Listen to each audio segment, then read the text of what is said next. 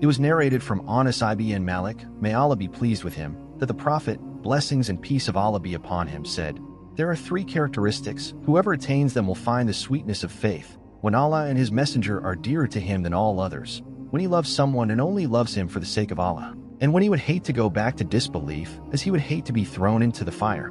Commentary. This important hadith represents one of the basic principles of Islam.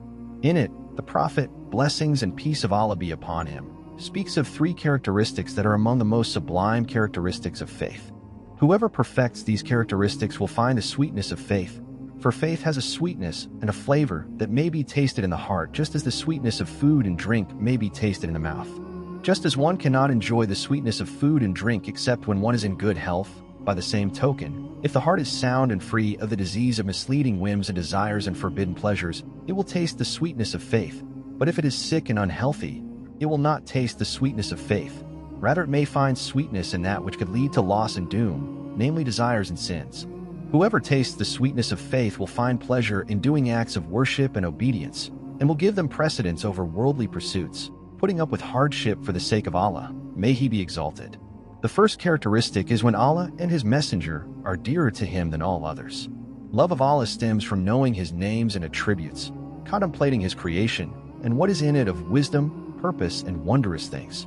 Love of Allah also stems from reflecting on the blessing that He has bestowed upon people, for all of that is indicative of His perfect might, wisdom, knowledge, and mercy. A person's love for his Creator, may He be glorified and exalted, will lead him to adhere to His laws and obey Him, and refrain from what He has forbidden. Love of the Messenger, blessings and peace of Allah be upon him, stems from love of Allah, and what results from that love is following the Prophet, blessings and peace of Allah be upon him, in what he enjoins and forbids, such as obeying Allah, may He be glorified and exalted. The Muslim should love the Messenger, blessings and peace of Allah be upon him, more than he loves himself and more than he loves his father, his mother, his son, his daughter, his wife, his friend, his relatives, and all people. The second characteristic is when one loves someone and only loves him for the sake of Allah. This encourages us to love one another for the sake of Allah, which is one of the strongest bonds of faith, for it is not love for the sake of exchanging benefits or attaining worldly gains. Rather, what brings them together is love for the sake of Allah.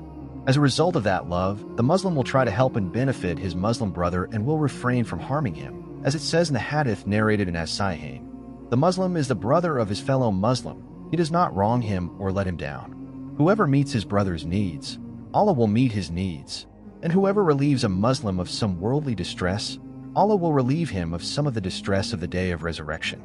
Whoever covers a Muslim conceals his sin. Allah will cover him, conceal his sin, on the day of resurrection. The third characteristic is when the Muslim would hate to go back to disbelief, as he would hate to be thrown into the fire. For when faith takes root in the heart and the individual adheres sincerely to it and tastes its sweetness and flavor, he will love it and will love to be steadfast in adhering to it and to learn more about it, and he would hate to leave it. In his case, his hating to leave it will be greater than his hatred of being thrown into the fire. When a person tastes the sweetness of faith in his heart, he realizes the bitterness of disbelief, evil-doing, and sin. It was said that the Prophet, blessings and peace of Allah be upon him, said this as a warning to the Sahaba, for they had been disbelievers then had become Muslim, but some individuals still had some inclination in their hearts to what they had known in the past. Hence the Prophet, blessings and peace of Allah be upon him, explained to them that going back to disbelief will be like a man throwing himself into the fire, because the ultimate fate of the disbelievers is to be thrown into the fire of hell. Recanting one's repentance and going back to sin is also like throwing oneself into the fire of hell, because of the seriousness of the sin of disbelief and going back to it.